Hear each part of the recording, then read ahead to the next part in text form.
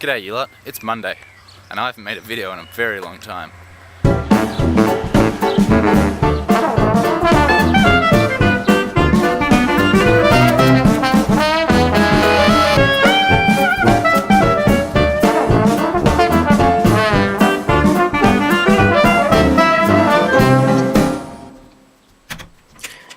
So, here's my bedroom, and it's pink. But, check it out, it's got a sink in it. This is ridiculously convenient. So, the last 3 weeks, crazy, incredible. I've started my new job, it's fantastic there, I love it. This is the kitchen, 2 microwaves, no oven, but that's fine for my canned fish and bread that I usually have. This is my shelf for my stuff. So 8 hours a day, it's ridiculous, I don't have time for anything that I want to do. So here's my bathroom, I get my own bathroom, best thing ever. But I love my job, really. I spend a lot of time there and I often work overtime just because I'm excited doing the stuff. This is outside my house. There's a barn across the road, and when you walk down the lane there's wheat and corn and apple farms, and it's in the middle of nowhere, really. So 2 weekends ago now I walked down to the village to get some money out of the bank machine, and it turns out it's their 1250th birthday. And there was a shindig going down at the town hall with a band. Not that kind of band. This kind of band. And there were just normal members of the public wearing lederhosen. So perfect, lederhosen drinking beer. This guy's in more traditional lederhosen drinking less traditional tea. And the band didn't just play folk music.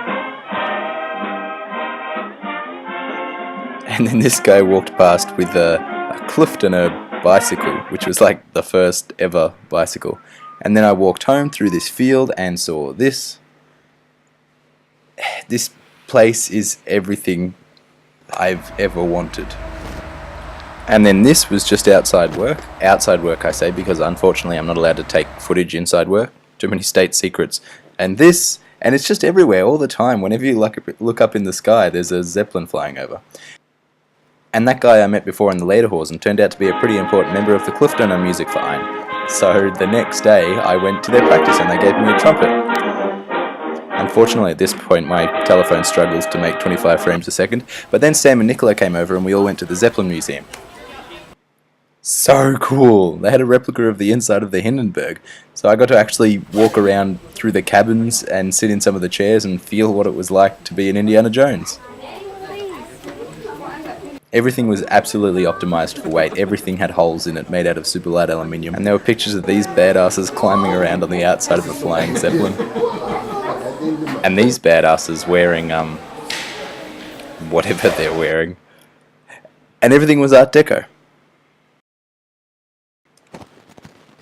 There were awesome pieces of the actual Hindenburg. This is a frame going to a motor pod, I think.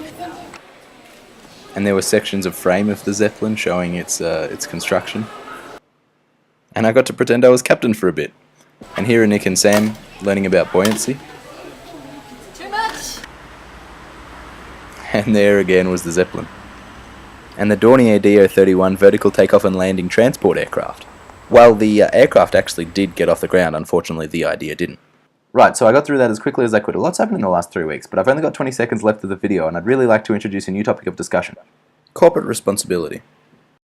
Until recently, multicopters have been so expensive that they've only been available to professionals and costing thousands and thousands and thousands of dollars, or to the DIY community. If you're a professional, you'll understand the laws surrounding aerial footage and the huge monetary investment that you put into it, and you're not going to risk your equipment doing stupid things. If you're a DIYer, you'll have spent months building this thing and have a strong emotional attachment to it, and a deep respect for what it can do if it goes wrong. But with the advance of technology, the prices have come down so much that companies like DJI can offer the Phantom for $500. This means that people can pick one of these up off the shelf, strap a GoPro to it, and they're off, ready to go. The aircraft are smart enough that they require very little training, in fact no training. You can pretty much pick it up and just fly it. And this means that most of the people flying these things have very little knowledge of the laws surrounding UAVs and aerial photography, and the functionings of quadcopters and their risks and potential points of failure. If you look at YouTube, there are myriad videos of crashing quadcopters, and 90% of these are DJI Phantoms. So what do we do? Is it up to DJI to only sell their product after the customer has passed an online test? Or does CASA introduce stricter laws that require every single flyer to pass a test and purchase a license? Remote control model aircraft have been around for decades, and you can't make everyone do a test and get a license. Where AR Drone and Walkera will double their sales because they don't have to take a test or something like that. Do we just let it go on, let it take its course, and see what happens? I don't know the answer, that's why I've posed it to you. What do you think?